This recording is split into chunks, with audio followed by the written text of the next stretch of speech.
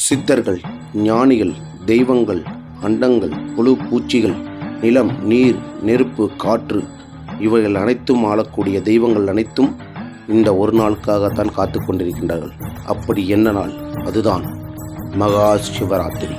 இந்த சிவராத்திரி நாளன்று நாம் சிவனை நினைத்து சிவசிவா என்று சொன்னாலே போதும், சிவன் நம்முள் ஐக்கியமாகி விடுவார்.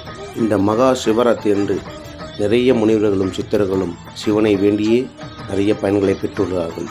அப்படி நாம் முதலில் பார்ப்பது அடிமுடிக்கான அண்ணாமலையாராக நமக்கு சிவலிங்க ரூபமாக தோற்றமளித்தது சிவபெருமான்.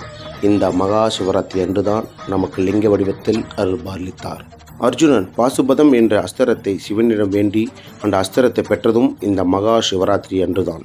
பகீரதன் சிவனை வேண்டி ஒற்றை காலில் நின்று தவமிருந்து கங்கை நீரை பூமிக்கு கொண்டு வந்ததும் இந்த மகா சிவராத்திரி அன்றுதான். அனுதினமும் தன்னையே பூஜித்த மார்க்கேண்டனுக்காக சிவபெருமான் யமதர்மனை கொன்றதும் இந்த சிவராத்திரி அன்றுதான். கண்ணப்ப நாயனார் தன்னுடைய கண்ணையே சிவனுக்கு கொடுத்ததும் இந்த மகா சிவராத்திரி அன்றுதான். பார்வதி தேவியும் சிவனிடம் வேண்டி தன்னில் ஒரு பாதியாக நீங்கள் இருக்க வேண்டும் என்று வரத்தை பெற்றதும் இந்த மகா சிவராத்திரி அன்றுதான். இப்படி மகா சிவராத்திரி அன்று நடந்த அற்புதங்களை நம்ம சொல்லிக்கொண்டே போகலாம். அதனால தான் நம்ம சொல்கிறோம், இந்த மகா சிவராத்திரி அன்று கண் விழித்து ஓம் நம சிவாயா என்று மட்டுமே சொல்லுங்கள்.